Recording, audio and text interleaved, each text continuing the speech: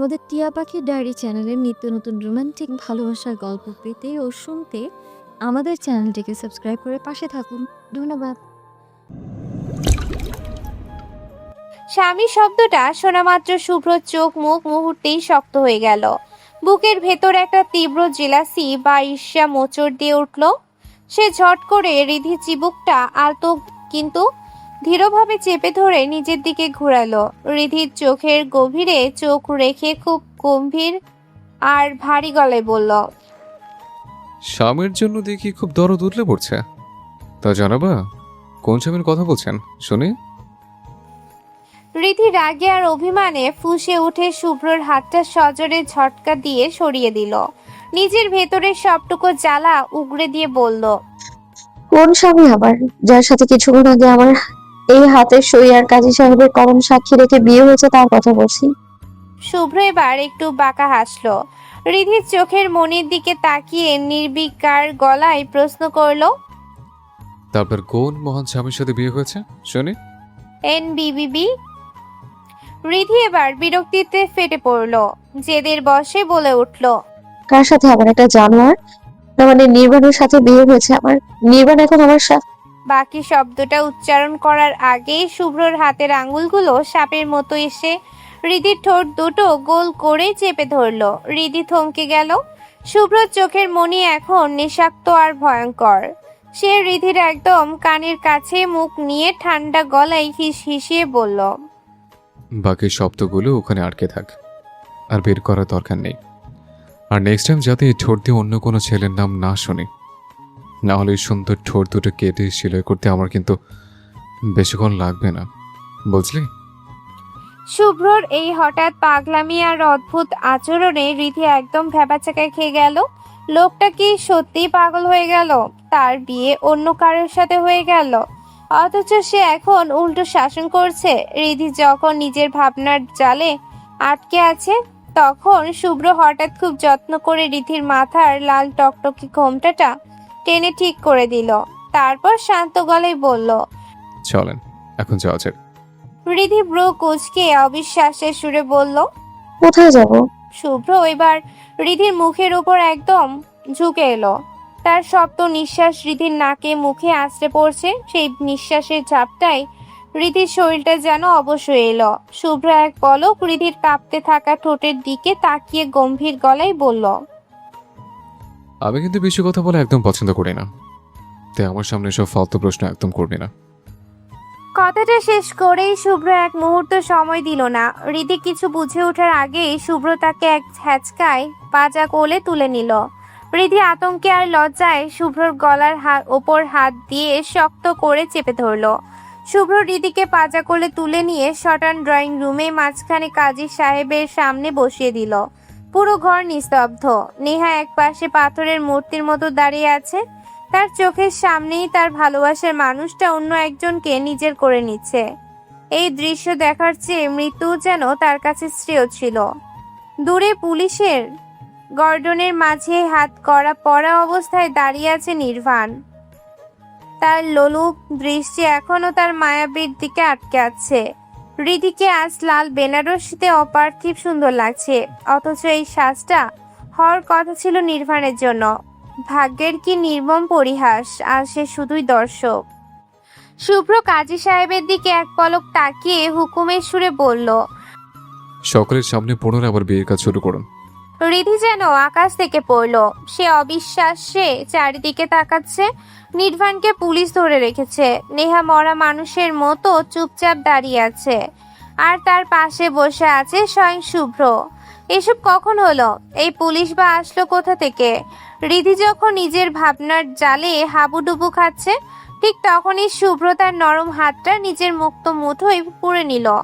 রিধির একদম কানের কাছে মুখ নিয়ে ফিসফিসিয়ে বলল, তামাশা দেখার অনেক সময় পাবি, আপাতত এদিকে মন দে। শুভ্রের তপ্ত নিঃশ্বাসে রিধির সারা শরীরে একটা শিহরণ বয়ে গেল। সে বাধ্য মেয়ের মতো সামনের দিকে তাকালো। কাজী সাহেব এবার গলা ছেড়ে শুভ্রকে জিজ্ঞেস করলেন। শুভ্র একবার আর চোখে রিধির দিকে তাকালো। রিধি সেই ঘাবড়ে যাওয়া মুখটা দেখে তার ঠোঁটের কোণে একটা বিজয়ী হাসি ফুটে উঠল। সে কাজী সাহেবের দিকে তাকিয়ে দরাজ গলায় বলল, যেহেতু কাবিননামা ছাড়া বিয়ে হয় না, তাই সেখানে যত টাকাই লিখুন না কেন, আমার ধন সম্পত্তি কোনোদিন খালি হবে না। তবে যেহেতু নিয়ম মেনে টাকা লিখতেই হয়, তাহলে 10 কোটি টাকা লিখে দেন। আর তারপর সেটাও লিখে দিবেন যে এই সাইফান শুভ্র চৌধুরীকে চিরতরে কন্যা তাসিন হৃদিকার নামেই লিখে দেওয়া হলো। এখন থেকে এই মানুষের একমাত্র মালকিন শুধু তাসনিন হৃদিকা। শুভ্রর এমন পাগলাটে আর রাজকীয় ঘোষণা শুনে কাজী সাহেবের হাত থেকে কলমটা প্রায় পড়ে যাওয়ার উপক্রম হলো। রিধি অবিশ্বাসে বড় বড় চোখে শুভ্রর দিকে তাকিয়ে রইল। রিধি নিজের কানকে বিশ্বাস করতে পারছে না। সে কি সত্যিই জেগে আছে, নাকি অসহ্য যন্ত্রণায় মস্তিষ্ক বিকৃত হয়ে কোনো রঙিন স্বপ্ন দেখছে? একটু পর কি এই স্বপ্নটা কাচের মতো ভেঙে চুরমার হয়ে যাবে? উত্তেজনায় আর ভয়ে রিধি নিজের হাতে জোরে একটা চিমটি কাটলো। উফ, বেশ ব্যথা পেল সে। কিন্তু কই, চারপাশের এই দৃশ্য তো বদলানো না, স্বপ্ন তো ভাঙলো না। রিধির এই ঘোর লাগা ভাবনার মাঝে কাজী সাহেব বিসমিল্লাহ বলে বিয়ের আনুষ্ঠানিকতা শুরু করলেন। দিনমোহর আর সাক্ষীদের নাম। রিধি বিস্ময়ে হা হয়ে গেছে, আর ঠোঁট দুটো থরথর করে কাঁপছে, কিন্তু শব্দ বেরোচ্ছে না। তাকে পাথরের মতো বসে থাকতে দেখে শুভ্র বিরক্তি নিয়ে তাকালো। দরাজ গলায় শাসন করার ভঙ্গিতে বলল, কারো শুনতে পাসনি? কবুল বল। শুভ্র সেই পরিচিত কর্তৃত্বপূর্ণ কণ্ঠস্বরে রিধির ধ্যান ভাঙল। কাজী সাহেব আবারও নরম গলায় বললেন। রিধির কিং কর্তব্য বিমূঢ় অবস্থা দেখে ঈশান একটু এগিয়ে এসে মুচকি হেসে বলল, রিধি, প্রিয় মানুষকে এভাবে হাতের নাগালে ফেলে সেই সুযোগ ছাড়তে নেই। জলদি জলদি খবরটা বলে দাও। আর শোনো, এটা কোনো স্বপ্ন না, একদম ধ্রুব বাস্তব। তোমার আর বসেরই বিয়ে হচ্ছে। রিধি যেন এখনো বিশ্বাস করতে পারছে না শুভ্র তাকে বিয়ে করেছে। রিধিকে এভাবে হা করে তাকিয়ে থাকতে দেখে শুভ্র এবার চূড়ান্ত বিরক্ত হওয়ার ভান করলো। সোফা থেকে ওঠার উপক্রম করে বলল, ঠিক আছে, বলতে হবে না, তোর এই বাবুর বিয়ে আমি করতামই না। বলেই শুভ্র যেই না উঠে দাঁড়াতে নিল, অমনি রিধি আতঙ্কে আর তাড়াহুড়োয় এক নিঃশ্বাসে চিৎকার করে বলে উঠল। কবুল। রিধির এই মরিয়া ভাব দেখে শুভ্র বাঁকা হাসল। সে আবার রিধির পাশে আয়েশ করে বসে আলতো গলায় বলল, আরে একটু দম তো নে। কাজী সাহেব হা হা করে হেসে ফেললেন। তিনি নিয়ম অনুযায়ী রিধিকে দিয়ে আরো দুবার কবুল বলিয়ে নিলেন। রিধি এবার এক মুহূর্ত দেরি না করে গড়গড় করে বলে দিল। এরপর শুভ্রর পালা। কাজী সাহেব শুভ্রর কাছ থেকে সই নিয়ে তাকে কবুল বলতে বললেন। শুভ্র তো তৈরিই ছিল। সেও বিন্দু মাত্র দেরি না করে স্পষ্ট স্বরে নিজের সম্মতি জানিয়ে দিল। সব নিয়ম কানুন আর আইনি প্রক্রিয়া মেনে অবশেষে পূর্ণতা পেল দুটি বিভাগী হৃদয়। কাজী সাহেব মোনাজাতের জন্য হাত তুলে ঘোষণা করলেন। পুরো ড্রয়িং রুমে তখন এক পবিত্র স্তব্ধতা। কাজী সাহেব দোয়া করলেন। শুভ্র, রিধি, ঈশান, ম্যাজিস্ট্রেট অফিসার, পুলিশ আর গার্ডরা সবাই হাত তুলে আমিন বলছে। কেবল দুজন মানুষ সেই দোয়ায় শরীক হতে পারল না, নির্বাণ আর নেহা। তাদের দুজনের চোখেই এখন সীমাহীন শূন্যতা। নেহার চোখে শুভ্রকে চিরতরে হারানোর দহন, আর নির্বাণের চোখে তার মায়াবীকে সারা জীবনের মতো হারিয়ে ফেলার হাহাকার। কাজী সাহেব দোয়া শেষ করে উঠে দাঁড়ালেন। পুরো ড্রয়িং রুমে তখন এক স্বস্তির নিঃশ্বাস। কিন্তু রিধি, সে তখন খুশিতে হিতাহিত জ্ঞান হারিয়ে ফেলেছে। সবটুকু ভয়, সবটুকু হাহাকার এক নিমিষেই কর্পূরের মতো উবে গেছে। সে বসা থেকে এক ঝটকায় উঠে দাঁড়িয়ে জড়িয়ে ধরল শুভ্রকে। পাশে কত মানুষ, পুলিশ, ম্যাজিস্ট্রেট সব ভুলে গিয়ে সে শুভ্রর বুকে মুখ লুকিয়ে ফুপিয়ে কেঁদে উঠল। আমি কল্পনাও করিনি আমার অন্ধকার হয়ে আসা জীবনটাকে আল্লাহ এভাবে আলো করে দেবেন। আমি আমি বিশ্বাসই করতে পারছি না আপনি আমার সত্যি বিয়ে করেছেন। আমি আজ কতটা খুশি তা আপনাকে বলে বোঝাতে পারবো না। শুধু এইটুকু জানি, আই লাভ ইউ। ভালোবাসি আমি আপনাকে, আমি খুব ভালোবাসি আপনাকে। রিধির এই আকস্মিক ও উন্মুক্ত ভালোবাসার প্রকাশ দেখে পুরো ড্রয়িং রুম এক মুহূর্তের জন্য থমকে গেল। শুভ্র পাথরের মতো দাঁড়িয়ে রইল। রিধির শরীরে উষ্ণতা আর তার মনের এই সরল স্বীকারোক্তি শুভ্রকে যেন অবশ করে দিয়েছে। ঈশান পরিস্থিতি সামাল দিতে গিয়ে মুচকি হেসে জোরে হাততালি দিয়ে উঠল। তার সাথে সাথে সব গার্ডরাও হাততালি দিয়ে এই নতুন দম্পতিকে অভিনন্দন জানালো। কিন্তু এই দৃশ্য দেখার ক্ষমতা নেহার ছিল না। তার ভেতরটা তখন প্রতিহিংসার আগুনে দাউ দাউ করে জ্বলছে। সেও তো ভালোবেসেছিল, তবে কেন তার কপালে শুধু শূন্যতা? আল্লাহ কেন শুভ্রকে অন্য কারো করে দিল? হিংসি আর অপমানে নেহা হিতাহিত জ্ঞান হারিয়ে ফেলল। তার চোখ পড়ল টি টেবিলের উপর রাখা ফল কাটার ধারালো ছুরিটির দিকে। বিদ্যুৎ বেগে নেহা এগিয়ে গিয়ে ছুরিটা হাতে তুলে নিল। শুভ্র কিছু বুঝে ওঠার আগেই নেহা হৃদিকে হ্যাঁচকা টানে শুভ্রর বুক থেকে ছাড়িয়ে আনলো। তারপর বাম হাতে কনুই দিয়ে হৃদির গলা সজোরে চেপে ধরে ডান হাতের ধারালো ছুরিটা একদম তার কণ্ঠনালীতে ঠেকিয়ে ধরল। নেহার চোখ মুখ তখন ডাইনির মতো ভয়ঙ্কর দেখাচ্ছে। সে পাগলের মতো চিৎকার করে শুভ্রর দিকে তাকিয়ে বলতে লাগলো, অনেক হয়েছে, অনেক দেখেছি তোমাদের এই প্রেমের খেলা। কেন রে, আমাদের ভালোবাসার কি কোনো মূল্য নেই? আমিও তো তোকে জাম দিয়ে ভালোবেসেছিলাম। আমার সব পাগলামি তো তোকে পাওয়ার জন্যই ছিল। কেন তবে আমাকে বিয়ে করলি না? কেন এই পথের মেয়েটাকে নিজের করে নিলি? কেন কেন? নেহার গলার চিৎকারে পুরো ঘর আবার নরকুণ্ডে পরিণত হলো। রিধি আতঙ্কে জমে গেছে। ছুরির ধারালো ফলাটা তার গলায় বিচ্ছে। শুভ্র চোখের মনি মুহূর্তেই কুচকে ছোট হয়ে এলো। তার শরীরের প্রতিটি শিরা এখন টান টান। নেহার দু চোখ দিয়ে তখন শ্রাবণ ধারার মতো জল পড়ছে। তার হাতের ছুরিটা কাঁপছে ঠিকই, কিন্তু চোখের দৃষ্টিতে এক মরণপদ জেদ। শুভ্রর কপালে বিন্দু বিন্দু ঘাম জমতে শুরু করেছে। সে বুঝতে পারছে নেহা এখন একটা জীবন্ত আগ্নেয়গিরি, যার ভিতর বছরের পর বছর ধরে জমানো অবহেলার লাভা এখন বিস্ফোরণের অপেক্ষায়। শুভ্র নিজের গলার স্বর যতটা সম্ভব শান্ত রাখার চেষ্টা করে বলল, নেহা প্লিজ হৃদিকে ছেড়ে দাও, ওকে কিছু করো না। দেখো, তোমার যা রাগ, যা জেদ, সব আমার ওপর। তোমার যা করার আমার সাথে করো, কিন্তু হৃদিকে দয়া করে মুক্তি দাও। নেহা এক পৈশাচিক চিৎকার দিয়ে উঠল। তার কান্নায় পুরো ড্রয়িং রুমের বাতাস ভারী হয়ে গেল। কেন রে, খুব লাগছে তোর? তোকে কেন মারবো? তোকে মারলে তো তুই শান্তিতেই মরে যাবি। মারবো তো এই হৃদিকে, কারণ তোর পৃথিবী তো এই মেয়েটা। হৃদি শেষ হয়ে যাওয়া মানে তুই জ্যান্ত লাশ হয়ে যাওয়া। আমাকে দিনের পর দিন তিলে তিলে মেরে তুই শান্তিতে থাকবি, তা তুই ভাবলি কি করে? শুভ্রর বুকটা কেঁপে উঠল। সে জানে নেহা এখন হিতাহিত জ্ঞান শূন্য। সে কোনো মতে নিজেকে সামলে নিয়ে এক কদম এগিয়ে গিয়ে বলল, নেহা পাগলামি করো না। হৃদি তোমার কি ক্ষতি করেছে? তোমার যত লড়াই তো আমার সাথে। আমাকে মারো, ও তো নির্দোষ। রিধির ফর্সা গলায় হালকা লাল রক্তের রেখা দেখা দিল। নেহা গর্জে উঠে বলল, খবরদার, এক পাও এগোবি না। তুই কাছে আসার চেষ্টা করলি, এই ছুরিটা ওর গলায় চালিয়ে দেব। আর কি বলি, ও কি করেছে? ও আমার সব থেকে বড় শত্রু। আমার সাজানো বাগান ও জ্বালিয়ে দিয়েছে, আমার কাছ থেকে তোকে কেড়ে নিয়েছে। কিন্তু শুনে রাখ শুভ্র, আমার জেদটা মিথ্যে হতে পারে, কিন্তু তোকে পাওয়ার এই তৃষ্ণা, এই ভালোবাসা কোনো দিন মিথ্যে ছিল না। তুই যদি আমার না হোস, তবে তোকে আমি আর কারো হতে দেব না। ওকে মেরে আমি আজীবন জেলে পচে মরবো, তবুও তোকে সুখে থাকতে দেব না। কথাটা শেষ করেই নেহা উন্মুক্তের মতো ছুরিটা সজোরে রিধির গলায় চালিয়ে দিতে লাগলো।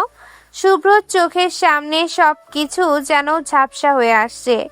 সে এক দৃষ্টিতে রিধির চোখের দিকে তাকালো। সেই চোখে এক বিন্দু মৃত্যু ভয় নেই, নেই কোনো আর্তনাদ। হৃদি শুধু ছলছল চোখে অপলক তাকিয়ে আছে শুভ্রর দিকে। সেই চাহনি যেন নিঃশব্দে বলছে, তোমায় ভালোবাসার জন্য যদি আজ আমায় শহীদ হতে হয়, তবে আমি হাসি মুখেই রাজি।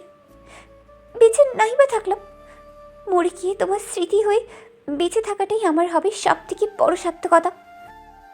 রিধির ওই শান্ত সমর্পিত দৃষ্টি শুভ্রর কলিজাটা মুহূর্তে কুড়ে কুড়ে শেষ করে দিচ্ছে। সে আর তাকাতে পারছে না ওই মায়াবী চোখের দিকে। প্রতিটা পলক যেন এক একটা বিষাক্ত তীরের মতো শুভ্রর বুক ছিদ্র করে দিচ্ছে। অসহ্য এক অন্ধকার চাদর যেন ধীরে ধীরে শুভ্রর পুরো অস্তিত্বকে গিলে ফেলেছে। তার মনে হচ্ছে রিধির এই বিসর্জনের চেয়ে নিজের মৃত্যু অনেক বেশি সহজ ছিল। মনে হচ্ছে তার হৃৎপিণ্ডটা ওখানেই থেমে গেছে। সে যন্ত্রণায় সজোরে চোখ বন্ধ করে ফেলল। পরের মুহূর্তে এক বীভৎস স্যাঁত শব্দ। ধারালো ছুরিটা কারোর শরীরের নরম মাংস ভেদ করে ভেতরে ঢুকে গেল। গরম তাজা রক্তের ছিটে এসে সরাসরি শুভ্রর গাল আর কপালে ছিটকে পড়ল। লোনা রক্তের সেই অদ্ভুত গন্ধ শুভ্রের নাকে ঝাপটা মারল। শুভ্রের মনে হলো তার পুরো পৃথিবীটা এক নিমিষে ধ্বংস হয়ে ধুধু মরুভূমি হয়ে গেল। শরীরের ভেতরের সবটুকু শক্তি যেন এক লোহমায় কেউ শুষে নিল। সে আর নিজেকে ধরে রাখতে পারল না। বুকের ভেতরটা অসহ্য যন্ত্রণায় মুচড়ে উঠল। মনে হলো কেউ জীবন্ত হৃৎপিণ্ডটা ছিঁড়ে নিল। সে বুকে হাত শক্ত করে চেপে ধরে মেঝেতে আছড়ে পড়ল, আর তার বুক চিরে বের হয়ে এলো এক আকাশ ফাটানো আর্তনাদ। শুভ্রের চোখের সামনে দুনিয়াটা যেন বনবন করে ঘুরছে। এক মুহূর্তের জন্য তার মনে হলো পৃথিবীটা বুঝি থমকে গেছে। সারা শরীরের হাড়গুলো যেন ভেঙে চুরমার হয়ে যাচ্ছে। সে কি তবে সত্যি হৃদিকে হারিয়ে ফেললো? তার মায়াবীকে কি সে আর কোনোদিনও মনোমোহিনী বলে ডাকতে পারবে না? তীব্র এক অপরাধ বোধ, তার বুক ফাটা হাহাকার। শুভ্র যখন জ্ঞান হারাবার উপক্রম করছে ঠিক তখনই এক আকাশ ফাটানো চিৎকার ড্রয়িং রুমের দেয়াল ভেদ করে তার কানে আছড়ে পড়ল। নেহা! নির্বাণের এই বুক চেরা আর্তনাদ শুনে শুভ্র চমকে উঠল। সে অমানসিক কষ্টে নিজের ভারী হয়ে আসা চোখের পাতা মেলে সামনে তাকালো। ঝাপসা দৃষ্টি ধীরে ধীরে পরিষ্কার হতে শুরু করলো। আর যা দেখলো তাতে তার মৃতপ্রায় শরীরে মুহূর্তেই যেন সহস্র প্রাণের সঞ্চার হলো। রিধি একদম সুস্থ অবস্থায় ঠায় দাঁড়িয়ে আছে। তার গায়ে এক বিন্দু আঁচড় লাগেনি। সেও ঘোরের মধ্যে অবিশ্বাসের দৃষ্টিতে শুভ্রর দিকে তাকিয়ে আছে। শুভ্রর কপালে আর গালে লেপ্টে থাকা গরম রক্তগুলো তবে কার? রিধি যদি ঠিক থাকে তবে এই রক্তের বন্যা কোথা থেকে এলো? ভাবতে ভাবতেই শুভ্র দৃষ্টি মেঝেতে নামলো। সেখানে সাদা মার্বেলের ওপর লুটিয়ে আছে নেহা। ছুরিটা রিধির গলায় নয়, বরং নেহার নিজের পেটের গভীরে আমূল গেঁথে আছে। ফিনকি দিয়ে রক্ত বেরিয়ে ফ্লোরটাকে রক্তগঙ্গায় পরিণত করেছে। নেহার সেই প্রতিহিংসায় জ্বলে ওঠা চোখ দুটো এখন নিথর হয়ে প্রাণহীন। সে কি শেষ মুহূর্তে নিজের ভুল বুঝতে পেরেছিল, নাকি শুভ্র আর রিধির এই মিলন সহ্য করতে না পেরে নিজেকে শেষ করে দিল? শুভ্র অস্পষ্ট স্বরে ডেকে উঠল। নেহা! পুরো ড্রয়িং রুমে যেন এক নিমিষে শ্মশানের মতো নিস্তব্ধ হয়ে গেল।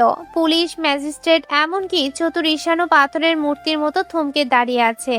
যে মেয়েটা কয়েক মুহূর্ত আগে ভালোবাসার নেশায় অন্ধ হয়ে খুনি সাজতে চেয়েছিল, সেই নেহা কিভাবে শেষ মুহূর্তে নিজের জিঘাংসা বিসর্জন দিয়ে ছুরিটা রিধির বদলে নিজের পেটে আমূল বসিয়ে দিল, তা কারো মাথায় খেলছে না। তপ্ত রক্তে সাদা মার্বেল ফ্লোরটা তখন লালে লাল হয়ে গেছে। নির্বাণ পাগলের মতো ছটফট করছে। লোহার হাত করাটা কবজিতে দেবে গিয়ে রক্ত বের হচ্ছে, কিন্তু সেদিকে তার খেয়াল নেই। সে গগন বিদারী চিৎকার করে উঠল।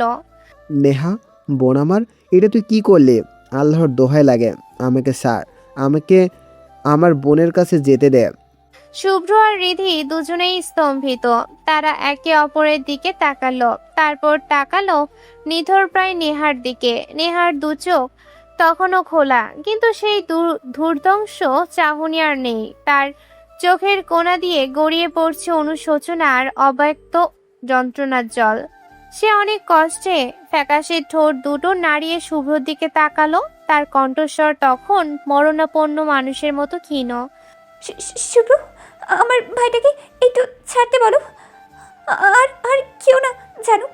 আমি তো জানি আমার ভাইয়া আমাকে কতটা ভালোবাসে। ও যতটা খারাপই হোক, শেষ মুহূর্তে একটু ওকে আমার কাছে আসতে দাও। নেহার এই অন্তিম আকুতি শুনে শুভ্রর মতো কঠিন মানুষের হৃদয়ে যেন কেউ সজোরে আঘাত করল। সে ম্যাজিস্ট্রেট আর পুলিশের দিকে একবার কাতর দৃষ্টিতে তাকালো। শুভ্র চোখের ইশারায় পুলিশ অফিসাররা অনিচ্ছা সত্ত্বেও নির্বাণের হাত করাটা খুলে দিল। বাঁধন মুক্ত হতে নির্বাণ জানোয়ারের মতো আর্তনাদ করে আশ্রে পড়ল নেহার রক্ত মাখা দেহের ওপর। নেহার নিথর শরীরটাকে নিজের কোলে তুলে নিল। তার হাত কাঁপছে, চোখ উন্মাদের মতো ছুটে বেড়াচ্ছে নেহার মুখে। সেই যেন বিশ্বাসই করতে পারছে না সামনে যা দেখছে তা সত্যি। বুক ফেটে চিৎকার করে উঠল সে। কি করলে তুই নেহা? পাগল হয়ে গেছিস নাকি? চল এখনই তোকে হাসপাতালে নিয়ে যাব। তোর কিছু হবে না, কিছুই হবে না। কথাগুলো বলতে বলতেই সে নেহাকে কোলে তোলার চেষ্টা করলো, কিন্তু নেহা শেষ শক্তিটুকু জড়ো করে নির্বাণের হাত শক্ত করে আঁকড়ে ধরলো।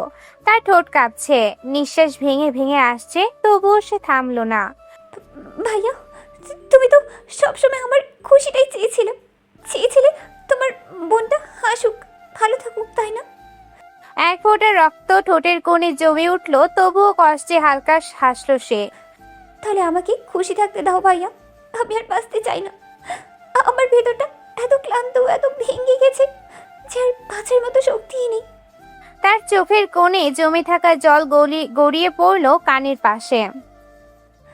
জানি না আমি যে পাপ করেছি, আল্লাহ আমাকে মাফ করবে কিনা, পরপারে কি কি শাস্তি পাবো কিছু জানি না। শুধু একটা জিনিসই চাই, যদি পারি নিঃশব্দে কাউকে ভুলে থাকতে, সেখানেই শান্তি খুঁজে নেব। নির্বাণের হাত আরো শক্ত করে চেপে ধরে ফিসফিস করে বলল, ভাইয়া, আমি রিদিকে মারতে পারলাম না, পারিনি কারণ যদি হোক রিদি শুভ্রের ভালোবাসা, আর শুভ্র সে তো আমার ভালোবাসা।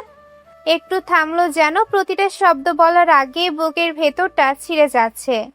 আমার ভালোবাসা মিথ্যা না ভাইয়া, কখনোই না। তাহলে আমি কিভাবে আমার ভালোবাসার মানুষের সুখ কেড়ে নিই?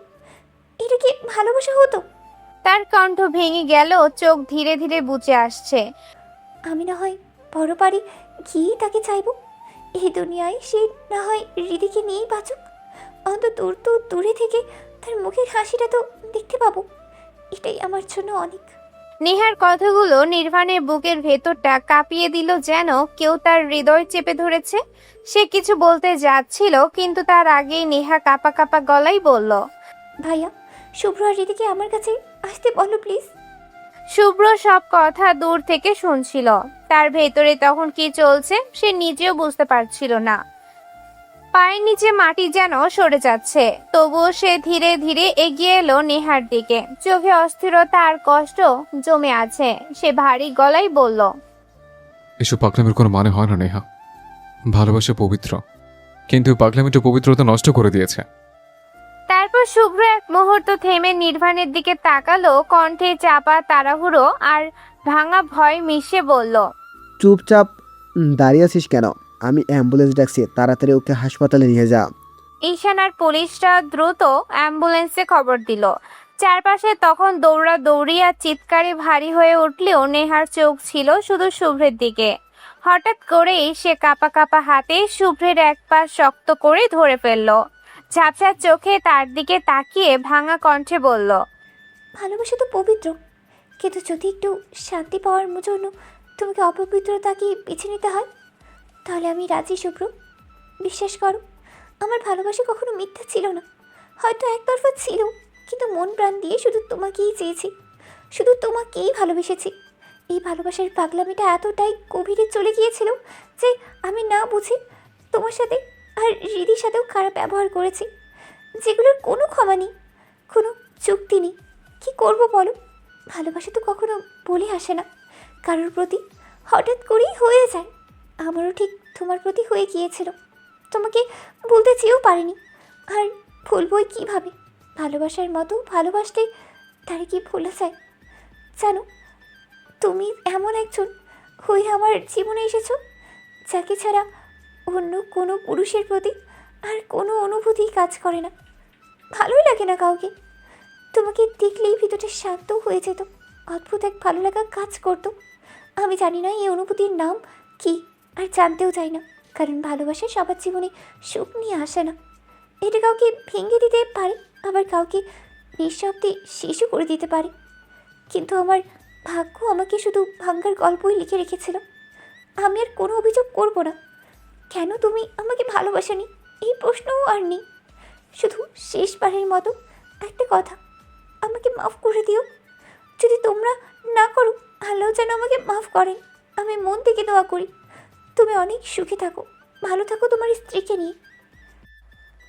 শুভ্র নির্বাক নিথর পাথরের মতো দাঁড়িয়ে রইল। তার বুকের ভেতরটা দুমড়ে মুচড়ে যাচ্ছে, কিন্তু মুখ ফুটে একটা শব্দ বেরোচ্ছে না। নেহা মরণাপন্ন চোখে শুভ্রর দিকে তাকিয়ে তৃষ্ণার্ত গলায় ফিসফিস করে বলল, রিদিকে একটু ডাক দিবে? শুভ্রর ঝাপসা দৃষ্টি রিধির ওপর পড়ল। রিধি এক মুহূর্ত দেরি না করে নেহার সামনে এসে হাঁটু গেড়ে বসলো। নেহার রিধির অশ্রুসিক্ত ভয়ার্ত চোখের দিকে তাকিয়ে এক চিলতে স্নান করুণ হাসি হাসলো। তার কণ্ঠস্বর ক্রমে ক্ষীণ হয়ে আসছে। আমি জানি তোমার সাথে অনেক অনেক খারাপ আচরণ করেছি। জানি না এই অভাগীকে মাফ করবে কিনা, তবু ভুল করে তো মাফ চাইতে হয়, তাই না? তাই আমিও চাইছি, আমাকে মাফ করে দিও রিদি, প্লিজ মাফ করে দিও। রিধি নেহার একটা রক্তাক্ত হিম হয়ে আসা হাত নিজে দু হাতে আঁকড়ে ধরলো। ডুকরে কেঁদে উঠলো। উঠে সে ধরা গলায় বলল, না না আপু, কিছু মনে করিনি, কিচ্ছু না। আজ আমি বুঝতে পারছি তুমি শুভ ভাইকে কতটা ভালোবাসো। নেহা আপু, তোমার কিচ্ছু হবে না, তুমি ঠিক হয়ে যাবে, দেখবে তুমি আবার হাসবে। নেহা এবার মরণ লগ্নের এক অদ্ভুত শান্ত হাসি হাসলো। তার চোখের মণিগুলো ক্রমে ঘোলাটে হয়ে আসছে, যেন দূর অজানার ডাক শুনতে পাচ্ছে। সে একটা দীর্ঘশ্বাস ছেড়ে ভাঙা গলায় বলল, আমি আর চাই না ঠিক হতে রিদি। জানো, তোমাকে দেখে আজ আমার বড্ড হিংসে হচ্ছে। কেন যে আমি রিদি হয়ে জন্ম নিলাম না? কেন বিধাতা আমাকে রিদি বানালেন না? তাহলে তাহলে হয়তো এই শুভ্র নামক পুরুষটাকে আমি পেতাম। বলতেই হচ্ছে, তুমি খুব ভাগ্যবতী এক নারী। যাকে ভালোবেসেছো সেও তোমাকে পাগলের মতো ভালোবেসেছে। এর থেকে সুন্দর অনুভূতি পৃথিবীতে আর হয় না। আমি আমি মন থেকে দোয়া করি তোমাদের এই বাঁধন যেন চিরজীবন অটুট থাকে। কোনো অশুভ শক্তি যেন তোমাদের আলাদা করতে না পারে। যদি কখনো ভাগ্য হয়, তবে আকাশের তারা হয়ে তোমাদের দেখব আর দূর থেকেই হাসবো। নেহা এবার ক্লান্ত অপরাধ বোধে ভরা দৃষ্টিতে নির্বাণের দিকে তাকালো। নির্বাণ তখন বাচ্চার মতো ডুকরে কাঁদছে। নেহা অনেক কষ্টে তার হাতটা নির্বাণের দিকে বাড়িয়ে দিয়ে বলল, ভাইয়া, আমার একটা শেষ কথা রাখবে? নির্বাণ নেহার হিম হয়ে আসা হাতে পাগলের মতো চুমু খেয়ে আর্তনাদ করে উঠল। বল একটা কথা। কেন? আমি তোর হাজারটা কথা রাখবো, তুই শুধু আমাদের ছেড়ে যাস না বোন, প্লিজ যাস না। নেহা নির্বাণের হাতটা শেষবারের মতো শক্ত করে ধরল। তার ঠোঁট যন্ত্রণায় কাঁপছে, প্রতিটা শব্দ বের করতে বুকটা ছিঁড়ে যাচ্ছে। তুমি তুমি যা ভুল করেছো, আইন তোমাকে যা শাস্তি দেবে তুমি সেই শাস্তি মাথা পেতে নেবে ভাইয়া। যদি আইন কোনোদিন তোমাকে মুক্তি দেয়, তবে কথা দাও এসব খারাপ কাজ আর কখনো করবে না, ভালো হয়ে চলবে। আর আব্বু আম্মুকে বলবে এই অভাগী মেয়েটাকে যেন মাফ করে দেয়, তারা যেন আমাকে ক্ষমা করে দেয়। কথাগুলো বলতে বলতে নেহা হঠাৎ যন্ত্রণায় ছটফট করতে লাগলো। তার দম বন্ধ হয়ে আসে। নির্বাণ নেহার দু গাল আগলে ধরে চিৎকার করতে লাগলো, নেহা বোন আমার, এমন করছিস কেন? কিচ্ছু হবে না তোর, আমি তোর সব কথা রাখবো, সব। আমি আর এসব খারাপ কাজ করব না, আমি ভালো হয়ে যাব, তুই শুধু চোখ মেল। শুভ্রের বুকের ভেতরটা অজান্তে একটু কেঁপে উঠল। নেহাকে তাড়াতাড়ি হসপিটালে নিতে হবে। সে আর দাঁড়িয়ে থাকতে পারল না। দ্রুত এগিয়ে গিয়ে নেহাকে পাজা কোলে তুলে নিল। ঠিক সেই মুহূর্ত নেহার শরীরটা নিস্তেজ হয়ে এলো। তার চেহারায় নেমে এলো এক বর্গীয় শান্তি। সে তার শেষ নিঃশ্বাসটুকু ত্যাগ করার আগে শুভ্রর বুকে মুখ গুজে পরম তৃপ্তিতে চোখ বুঝল। তার ফিসফিসানি কণ্ঠস্বর শুভ্রর কানে শেষবারের মতো প্রতিধ্বনিত হলো, যেন এক চিরন্তন ভালোবাসার কাব্য। মৃত্যুকে আমি আজ সম্মান করছি শুভ্র, কারণ শেষ নিঃশ্বাসটা অন্তত তোমার বুকে মাথা রেখে ত্যাগ করতে পারছি। আমার মতো অবাকই ভাগ্যে এর যে শ্রেষ্ঠ, এর যে পবিত্র মুহূর্ত আর কি হতে পারে। আমি খুব শান্তি পাচ্ছি শুভ্র, বিশেষ করো। আচ্ছা শুভ্র, বিধাতা যদি এই বুকের অধিকারটা আমায় দিতেন, তবে তার কি এমন কমতি হতো? বিধাতার ভান্ডার কি শূন্য হয়েছে তো? তবু তবু আমার কোনো অভিযোগ নেই। শেষবার, শুধু একটা বার বলবো, শুভ্র, তোমাকে সত্যি অনেক ভালোবাসি। পারলে আমায় মাফ করে দিও। আর তোমার বুকে মাথা রাখার ধৃষ্টতা করেছি বলে অনেক বকা দিও আমায়। তবুও প্লিজ প্লিজ রাগ করে থেকো না। ভালো থেকো, অনেক সুখেই থেকো। কথাগুলো শেষ হতে না হতেই নেহার চোখ জোড়া চিরতরে বন্ধ হয়ে গেল। তার হাত দুটো নিথর হয়ে ঝুলে পড়লো শুভ্রের কোল থেকে। তার নাকে আর কোনো স্পন্দন নেই, বুকে আর কোনো হাহাকার নেই। চারপাশে সব কোলাহল ঝাঁপিয়ে যেন এক বিভৎস নিস্তব্ধতা নেমে এলো। নেহা নিজের সবটুকু ভালোবাসা, সবটুকু অভিমান আর না পাওয়ার বেদনা নিয়ে পাড়ি জমালো না ফেরার দেশে।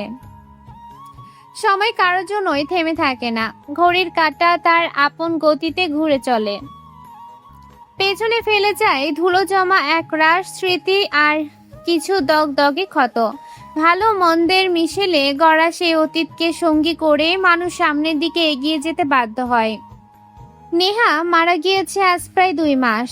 এই অল্প কটা দিনেই ওলটপালট হয়ে গিয়েছে অনেক সমীকরণ। ড্রয়িং রুমে সেই রক্তাক্ত অধ্যায়টা এখন কেবল কিছু মানুষের মনের কোণের বন্দী। শুভ্র আর রিধির বিয়ের খবরটা বাইরের দুনিয়ার এখনো জানে না। শুভ্র খুব কড়াভাবে পুলিশ প্রশাসনকে শাসিয়ে রেখেছে।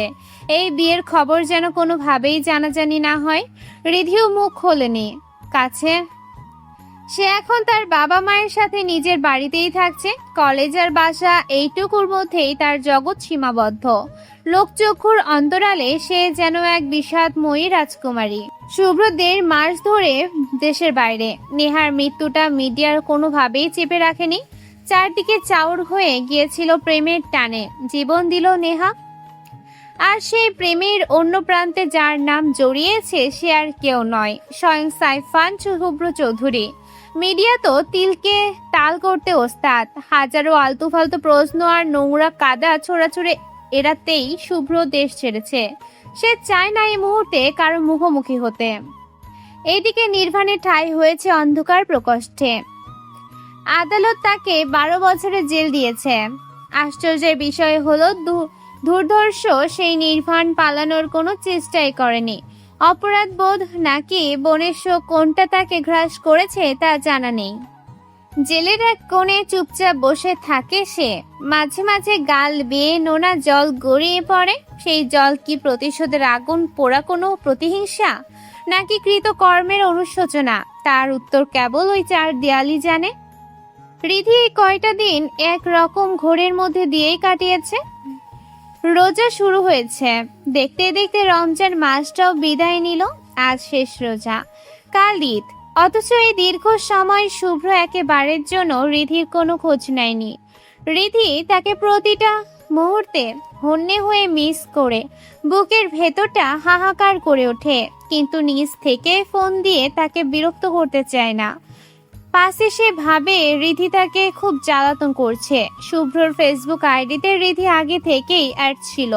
রিধি মাঝে মাঝে চাতক পাখির মতো চেয়ে দেখে শুভ্র অনলাইনে আছে, হয়তো কারোর সাথে কাজ সারে। কিন্তু রিধির ইনবক্সে একটা মেসেজ আসার আগে সে আবার অফলাইনে হয়ে যায়। আজ শেষ রোজার সন্ধ্যায় ইফতার শেষ করে নামাজ আর কিছুক্ষণ কোরআন তিলাওয়াত করে রিধি ছাদে আসলো। কিছুক্ষণ ছাদে চুপচাপ দাঁড়িয়ে রইল সে। চারপাশটা আজ কেমন জানি স্তব্ধ। বিকেলের তপ্ত রোদের পর রাতের এই হিমেল বাতাসে তার অদ্ভুত এক ভালো লাগা কাজ করছে। হঠাৎ করে নেহা সেই রক্তাক্ত মুখটা চোখের সামনে ভেসে উঠল। নেহা আপুর কথা আজ বড্ড বেশি মনে পড়ছে রিধির। সে আকাশের সবচেয়ে উজ্জ্বল তারাটার দিকে অপলক তাকিয়ে ধরা গলায় বিড়বিড় করে উঠল, নেহা আপু, দেখতে পাচ্ছ আমায়? দেখো, যাকে তুমি শেষ নিঃশ্বাসে আমার হাতে দিয়ে গেলে, আজ সে বহু দূরে প্রবাসে। জানো আপু, মানুষটা বড্ড পাষাণ। একটা বড় কি তার মনে হলো না যে দেশে একটা তার পাগল প্রেমিকা অপেক্ষা আছে? একটা খোঁজও নিল না। তুমি তো বলেছিলে মানুষটা নাকি আমায় ভালোবাসে, তবে যাকে ভালোবাসে তাকে ছাড়া সে থাকে কি করে? তার হৃদয় কি একটুও কাঁদে না আমার জন্য? মনকে একটুও বলে না যে হৃদির সাথে একটা বার অন্তত কথা বলি?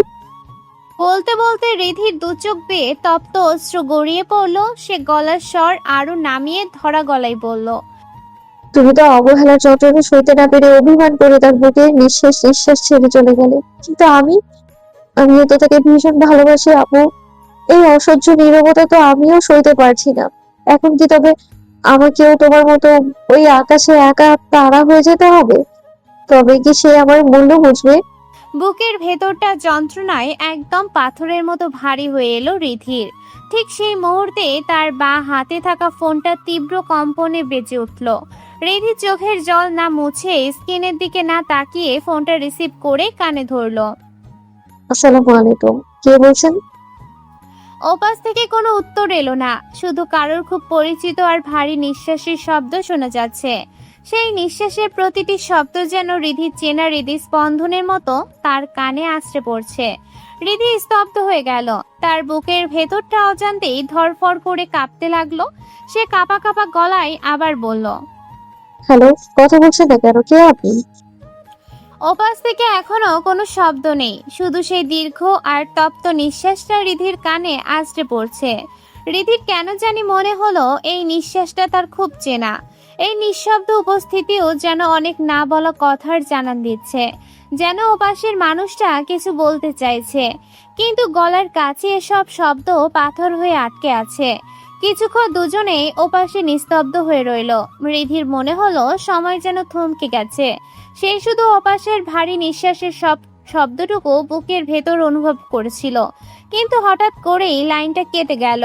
রিধি একটা দীর্ঘশ্বাস ফেললো। বুকটা যেন কেন জানি হাহাকার করে উঠল তার। মনে হলো খুব কাছের কেউ এসেও আবার মাঝপথ থেকে ফিরে গেল। কিন্তু ঠিক 2 মিনিট পর আবারও ফোনটা বেজে উঠল। রিধি এবার কিছুটা বিরক্ত হয়ে স্ক্রিনের দিকে তাকালো। দেখলো এবার শুভ্র কল দিয়েছে। রিধি কলটা রিসিভ করতেই ওপাশ থেকে শুভ্রার চড়া গলায় বলতে শুরু করলো, কই তুই? তাড়াতাড়ি রেডি হ, আমি তোদের বাসার সামনে আসছি, সাথে আব্বু আম্মু আসছে। রিধি অবাক হয়ে বলল, কেন, কোথাও যাচ্ছিস নাকি? শুভ্র উত্তেজিত গলায় বলল, রে, ভাইয়া আসছে তাই এয়ারপোর্টে যাচ্ছি, আসার সময় মার্কেটেও যাব। আমার ঈদের জন্য আরো কিছু জিনিস কেনার বাকি আছে। এখন কথা না বাড়িয়ে জলদি চল। শুভ্রার কথাগুলো শোনা মাত্র রিধির বুকটা ধক করে কেঁপে উঠল। সারা শরীরে যেন একটা বিদ্যুৎ খেলে গেল। শুভ্র আসছে? 1.5 মাস পর মানুষটা ফিরছে। রিধি আমতা আমতা করে বলল, শুভ্রা, তুই যা না রে, আমার আজ অনেক কাজ আছে, প্লিজ। শুভ্র এবার ধমক দিয়ে বলল, কোনো বাহানা চলবে না, আমরা অলরেডি তোদের বাড়ির রাস্তায় ঢুকে গেছি। তাই কথা না বাড়িয়ে চুপচাপ রেডি হয়ে নে, না হলে আমি নিজে এসে তোকে টেনে হিচড়ে গরুর মতো রেডি করাবো। রিধি জানতো শুভ্রা ঠিক তার ভাইয়ের মতোই জেদি। একবার যেহেতু বলেছে তাকে নিয়ে যাবে, তার মানে সে যুদ্ধ করে হলেও রিধিকে ঘর থেকে বের করবে। রিধি এক বুক দীর্ঘশ্বাস ছেড়ে বলল, আচ্ছা ঠিক আছে। রিধি নিজের রুমে এসে একটা নেভি ব্লু রঙের 3 পিস পরে নিল, সাথে ম্যাচিং কালো রঙের হিজাবটা নিখুঁত করে বেঁধে নিল। আয়নার সামনে দাঁড়িয়ে নিজের প্রতিবিম্বটা দেখে সে নিজেই শিউরে উঠল। বুকের ভেতরটা এখনো অবাধ্যের মতো ধকধক করছে। 1.5 মাস, দীর্ঘ 1.5টা মাস পর সে আজ শুভ্রর মুখোমুখি হবে। ভাবতেই কেমন জানি হাত পা ঠান্ডা হয়ে আসছে তার। এক অদ্ভুত শিহরণ সারা শরীরে খেলে যাচ্ছে। সে দ্রুত রেডি হয়ে নিচে নামতেই বাবা ইকবাল এহসান তাকে দেখে বললেন, শুভ কল দিয়েছিল, তোকে নাকি সাথে নিয়ে এয়ারপোর্টে যাবে ওরা। রিধি ধীর গলায় উত্তর দিল। পাশ থেকে ছোট ভাই ইমন লাফিয়ে উঠে বলল, হ্যাঁ বাবা, আমি রেডি হয়েছি। রিধি কিছু একটা বলতে যাবে, তার আগে বাইরে থেকে পরিচিত এক গম্ভীর কণ্ঠস্বর ভেসে এলো, আপু, আমিও যাব কিন্তু তোমাদের সাথে। দরজার দিকে তাকিয়ে সবাই দেখলো সোহান চৌধুরী, সাহেরা চৌধুরী আর পেছনের চঞ্চল ভঙ্গিতে দাঁড়িয়ে আছে শুভ্রা। ইকবাল এহসান সাথে সাথে দাঁড়িয়ে সোহান চৌধুরীকে দেখে পরম আপ্যায়নের সুরে বললেন, আরে ভাই সাহেব যে, আসুন আসুন, বসুন এখানে। সবাই ড্রয়িং রুমে বসলো। শুভ্রার ফ্লাইট এখনো ল্যান্ড করেনি, হাতে কিছুটা সময় আছে, তাই দুই পরিবার মিলে হালকা নাস্তা আর আড্ডায় মেতে উঠলো। বড়দের জমানো গল্পের মাঝে রিধি চুপচাপ এক কোণে বসে রইল। কিছুক্ষণ পর ইমন রেডি হয়ে ড্রয়িং রুমে চলে এলো। শুভ্রা রিধির হাত ধরে টেনে তুললো। চল এবার, দেরি হয়ে যাচ্ছে, ভাইয়ার নামার আগে আমাদের পৌঁছাতে হবে। সবাই মিলে এয়ারপোর্টে এসে থামলো। তারপর শুরু হলো এক দীর্ঘ আর উৎকণ্ঠাময় অপেক্ষা। কিছুক্ষণের মধ্যেই রানওয়েতে চাকা ছুলো বিশাল এক বিমান, আর যাত্রীদের ভিড় ঠেলে ধীর পায়ে বের হয়ে এলো শুভ্র। শুভ্রকে দেখা মাত্রই শুভ্রা উল্লাসে চিৎকার করে দৌড়ে গিয়ে তাকে জড়িয়ে ধরলো। শুভ্র এক হাত দিয়ে পরম মমতায় বোনকে আগলে নিল। রিধি একপাশে স্তব্ধ হয়ে দাঁড়িয়ে আর চোখে দেখছে মানুষটাকে। 1.5 মাস প্রবাসে কাটিয়ে লোকটা যেন আজ মারাত্মক হ্যান্ডসাম হয়ে ফিরেছে। পরনে কুচকুচে কালো শার্ট, কালো প্যান্ট, বা হাতে ব্র্যান্ডেড দামি স্মার্ট ওয়াচ আর চোখে ডার্ক সানগ্লাস, এক কথায় সিনেমার হিরো। রিধি বিষণ্ণ মনে ভাবলো, এই লোকটা কি কালো আর সাদা রং ছাড়া দুনিয়ায় আর কিছুই চেনে না? শুভ্র এগিয়ে গিয়ে সোহান চৌধুরী আর সাহেরা চৌধুরীর সামনে দাঁড়ালো। তাদের সাথে বেশ কিছুক্ষণ কথা বললো, কুশল বিনিময় করলো, কিন্তু রিধি ঠিক চোখের সামনে দাঁড়িয়ে থাকলেও শুভ্র একবারের জন্য তার দিকে তাকানোর প্রয়োজন মনে করলো না। যেন রিধি যে সেখানে স্রেফ একটা অস্তিত্বহীন ছায়া। কথা শেষ করেই শুভ্র গটগট করে এগিয়ে গিয়ে নিজের গাড়িতে উঠে বসলো। ইতিমধ্যে ঈশানও শুভ্রর গাড়ি নিয়ে হাজির হয়েছে। শুভ্রা জেদ ধরলো সে ভাইয়ের গাড়ি দিয়েই যাবে। এতে ইমনও বায়না ধরলো ও যাবে। রিধি নিজেকে সরিয়ে নেওয়ার জন্য শুভ্রাকে বলল, তোরা দুজন যা, আমি মামা মামির গাড়ি দিয়ে আসছি। তার সাথে সাথে রিধির হাত চেপে ধরে জেদ করলো, হুম, চলবে না, আমি গেলে তোকে নিয়ে যাব, আমার সাথে তুই যাবি। এই বলে শুভ্রা এক প্রকার জোর করে রিধিকে টেনে পেছনের সিটে বসালো, নিজেও বসলো, তার পাশে ইমনকেও বসালো। সামনে ঈশান আর ড্রাইভিং সিটে স্বয়ং শুভ্র কারোর দিকে না তাকিয়ে ইঞ্জিনে গর্জন তুলে গাড়ি স্টার্ট দিল। গাড়িটা তীব্র গতিতে এয়ারপোর্ট ছেড়ে হাইওয়ের দিকে ছুটতে লাগলো।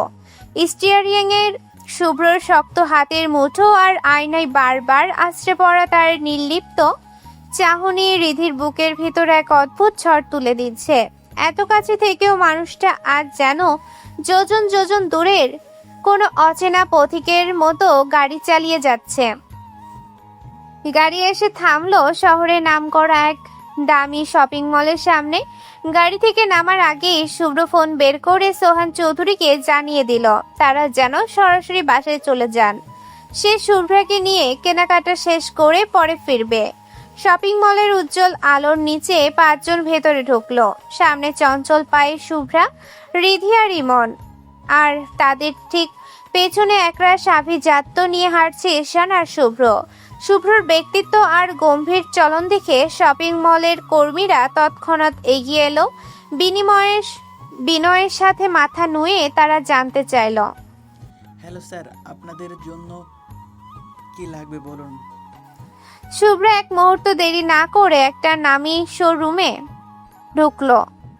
সেখানে থরে থরে সাজানো দামি সব পোশাক। শুভ্রা প্রথমেই নিখুঁত কারুকাজ করা চমৎকার এক থ্রি পিস দেখলো। তারপর পাথরের মতো দাঁড়িয়ে থাকা রিধির দিকে তাকিয়ে নিরুত্তাপ গলায় বলল, চুপচাপ দাঁড়িয়ে না থেকে দেখ কোনটা পছন্দ হয়। রিধি এক বুক অস্বস্তি নিয়ে আড়ষ্ট হয়ে দাঁড়িয়েছিল। সে শুভ্রার কানের কাছে মুখ নিয়ে ফিসফিস করে বলল, শুভ্রা, মনে হচ্ছে তুই আজ আমাদের ঈদের মার্কেট করিয়ে দিচ্ছিস। আমি এখানে কেন? শুভ্রা রিধির হাত চেপে ধরে ফুরফুরে মেজাজে উত্তর দিল, আরে ইয়ার, ভাইয়া আছে তো, কি নিবেন নে, সব ভাইয়া পে করবে, আজ কোনো কৃপণতা চলবে না। রিধি তৎক্ষণাৎ মাথা নেড়ে ধীর স্বরে বলল, অসম্ভব, আমি কিচ্ছু নেব না। শুভ্রা অনেক জোর করলো, বারবার বোঝানোর চেষ্টা করলো, কিন্তু রিধি তার সিদ্ধান্তে অনড়। ভেতরে কেমন যেন দম বন্ধ হয়ে আসছে তার। শেষমেশ কোনো উপায় না দেখে সে শুভ্রাকে ওয়াশরুমের কথা বলে ওই শোরুম থেকে দ্রুত বেরিয়ে এলো। রিধি ওয়াশরুমের কথা বলে শোরুম থেকে বেরিয়ে এলো তো ঠিকই, কিন্তু শপিং মলের চাকচিক্যের মাঝে এসে মেয়েদের মন কি আর অত সহজে মানে? কিছুতেই না। হাঁটতে হাঁটতে হঠাৎ রিধির চোখ আটকে গেল ওপরের তাকে ভাঁজ করে রাখা একটা চমৎকার অ্যাশ রঙের থ্রি পিসের দিকে। ছাই রঙের উপর সূক্ষ্ম আর নিখুঁত কাজ করা ড্রেসটা দেখে রিধি আর নিজেকে সামলাতে পারল না। সে সেলসম্যানকে ডেকে ওটা নামাতে বলল। হাতে নিয়ে খুঁটিয়ে খুঁটিয়ে দেখলো রিধি, কাপড়টা যেন মোলায়েম, কাজটাও তেমন রাজকীয়। মনে মনে ভাবলো ঈদের দিন এটা পরলে তাকে বেশ মানাবে। পছন্দটা একদম মনে ধরে গেল তার। এবার একটু ইতস্তত করে প্রাইসটা জিজ্ঞেস করতে দোকানদার একগাল হেসে বলল, ম্যাম, এটা একদম নতুন কালেকশন, এই বছরেই এসেছে। ডিজাইনটাও একদম ইউনিক। আমরা এমনিতেই এটা 4,000 টাকায় বিক্রি করছি, কিন্তু আপনার জন্য স্পেশাল ডিসকাউন্টে মাত্র 3,500 টাকা রাখবো। কথাটা শোনা মাত্রই রিধির চোখ তো চড়ক গাছ। নিজের অজান্তেই তার কপালে ভাঁজ পড়ল। সে মনে মনে হিসেব মেলালো, বাবার কাছ থেকে রিধি বাবদ মাত্র 1,500 টাকা পেয়েছে সে, যেটা এখন তার ব্যাগে ভাঁজ করা আছে। আর এই সাধারণ একটা থ্রি পিসের দাম কিনা 3,500 টাকা। রিধি এক মুহূর্ত থমকে থেকে পরক্ষণে কোমরে হাত দিয়ে মুখটা বাঁকিয়ে বলল, কি বলেন? 3,500 টাকা? আমাকে কি একদম বোকা পেয়েছেন শুনি? হ্যাঁ, এই সামান্য তেনার দাম এত? শুনুন ভাইজান, অত পটর পটর না করে সোজাসুজি কথা বলি। গুনে গুনে 500 টাকা দিব, দিলে দেন, না হলে এই ড্রেস নিয়ে সোজা গোল্লায় যান। আমার 1,500 টাকার বাজেট, তার উপর আপনি আবার ডাকাতি করতে এসেছেন? রিধির এমন আজব দর দাম শুনে দোকানদার বেচারা একদম ভ্যাবাচাকে খেয়ে হাঁ করে তাকিয়ে রইল, যেন সে জীবনেও এমন বিপজ্জনক কাস্টমার দেখেনি। লোকটার অমন বোকা বনে যাওয়া দেখে রিধি ব্রু কুচকে কোমরে হাত দিয়ে তর পড়িয়ে বলে উঠল, কি ব্যাপার, হা করে তাকিয়ে আছেন কেন? মাছি ঢুকে যাবে তো মুখে, মুখ বন্ধ করেন। দোকানদার এবার একটু থতমত খেয়ে নিজেকে সামলে নিয়ে বিনীত সুরে বলল, না মানে ম্যাম, আপনি প্লিজ ড্রেসটা আরেকবার ভালো করে দেখেন। কাপড় থেকে শুরু করে ডিজাইন সবই একদম ইউনিক। 3,500-এর নিচে এটা দেওয়া সম্ভবই না। রিধি এক মুহূর্ত দেরি না করে গাল ফুলিয়ে জেদি গলে বলল, দেখেন ভাইজান, আমার দেখা হয়ে গেছে, যা বোঝার বুঝে নিয়েছি আমি। 500 টাকা দিলে দেন, না হলে আমি যাচ্ছি। আমার আবার সময় খুব দামি। দোকানদার এবার করুণ স্বরে কিছু একটা বলতে চাইল। কিন্তু ম্যাম, 500 টাকা তো এটাই। বেচারার কথা শেষ হওয়ার আগেই পেছন থেকে একজনের অত্যন্ত গম্ভীর আর ভারী কি কণ্ঠস্বর ভেসে এলো। Pack it up. হৃদ চমকে উঠে পিছনে তাকিয়ে দেখে শুভ্র দাঁড়িয়ে আছে। সে 2 হাত পকেটে গুজে শান্ত ভঙ্গিতে নিজের সানগ্লাসটা খুলে ফেলেছে। শুভ্রকে একদম কাছে এভাবে দাঁড়িয়ে থাকতে দেখে হৃদির বুকের ভিতরটা আবারও অবাধ্যের মতো কেঁপে উঠল। কিন্তু পরক্ষণে একরাশ অভিমান এসে সেই কাপড় নিকে চাপা দিয়ে দিল। সে নিজেকে শক্ত করে দাঁড়িয়ে রইল। শুভ্র দোকানদারের দিকে তাকিয়ে পুনরায় গম্ভীর গলায় বলল, ফার্স্ট প্যাকেট। দোকানদার এবার আর দেরি করলো না, চট জলদি ড্রেসটা প্যাক করে শুভ্রর হাতে তুলে দিতে নিলে। যা দেখে রিধি আর চুপ থাকতে পারল না। সে শুভ্রর দিকে বড় বড় চোখ করে তাকিয়ে বিরক্তির সুরে বলল, আরে ভাই, আপনি এই তেনাটা এতগুলো টাকা দিয়ে কিনলেন? আরে এই তেনার দাম কোনোভাবেই 500 টাকার উপরে হবে না। শুধু শুধু লস খাচ্ছেন তো। শুভ্র এক মুহূর্ত চুপ থেকে হঠাৎ কড়া গলায় ধমক দিয়ে উঠল। First packet. শুভ্র সে বজ্র কঠিন ধমক খেয়ে রিধি একদম চুপসে গেল।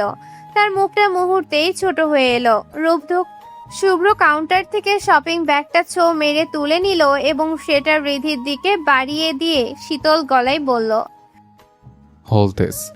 রিধি থতমত খেয়ে ব্যাগটা হাতে নিতেই শুভ্র তার চোখের দিকে তীক্ষ্ণ দৃষ্টিতে তাকিয়ে শাসানোর ভঙ্গিতে বলল, নেক্সট টাইম যদি আবার দেখি কোনো দোকানে এসে এমন ফালতু সিন ক্রিয়েট করেছিস, তবে তোর এই 2 পা কেটে বাড়িতে বসিয়ে রাখতে আমার একদম সময় লাগবে না।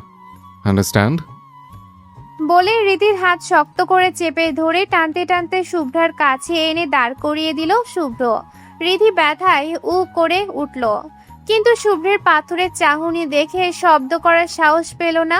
তাকে শুভ্রার জিম্মায় ছেড়ে দিয়ে শুভ্র এক মুহূর্ত দেরি না করে গটগট করে শোরুমের বাইরে চলে গেল। শুভ্রা রিদি লাল হয়ে থাকা মুখ আর গাল ফুলানো দশা দেখে অবাক হয়ে জিজ্ঞেস করলো, কি রে, কি হয়েছে? এমন গাল ফুলিয়ে আছিস কেন? ভাইয়া কিছু বলেছেন নাকি? রিধি এক বুক অভিমান চেপে রেখে কোনো মতে মাথা নিচু করে বলল, কিছু না রে, এমনি মাথাটা একটু ধরেছে মনে হয়। শুভ্রার কথা বাড়ালো না। সে মনের সুখে ঈদের যা যা দরকার সব কেনাকাটা শেষ করে নিল। কেনাকাটার বিশাল সব ব্যাগ ঈশানের হাতে ধরিয়ে দিয়ে তারা সবাই মিলে মলের ভেতরেই একটা দামি রেস্টুরেন্টে গিয়ে ঢুকলো। রিধি, শুভ্রা, ইমন, ঈশান আর শুভ্র সবাই মিলে একটা বড় টেবিল দখল করে বসলো। ওয়েটার এসে মেনু কার্ড দিয়ে গেল।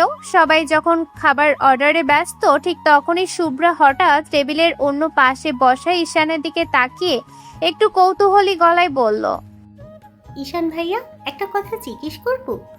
ঈশান মেনু কার্ড দেখে চোখ সরিয়ে মৃদু হেসে বলল। বলো কি বলবে। শুভ্রা বেশ সিরিয়াস ভঙ্গিতে চিবুকে হাত দিয়ে বলল, আচ্ছা ভাইয়া, হিন্দুদের কি ঈদ নেই? তারা কি আমাদের মতো আনন্দ করে ঈদ করতে পারে না? শুভ্রার এমন অদ্ভুত আর শিশুতোষ প্রশ্নে টেবিলের সবাই এক মুহূর্তের জন্য স্তব্ধ হয়ে গেল।